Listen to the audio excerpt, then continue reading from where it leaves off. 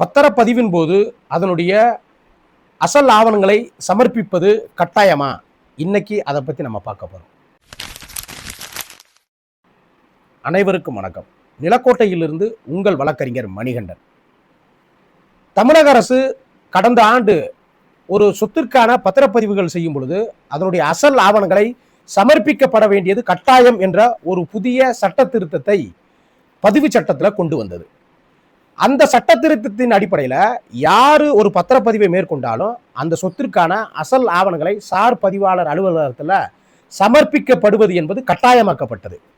இதை எதிர்த்து சென்னை உயர்நீதிமன்ற மதுரை கிளையில வழக்கு தாக்கல் செய்யப்பட்டு இந்த வழக்கினை விசாரணை செய்த சென்னை உயர்நீதிமன்ற மதுரை கிளை அந்த புதிய சட்ட திருத்தத்தை ரத்து செஞ்சிருக்கு.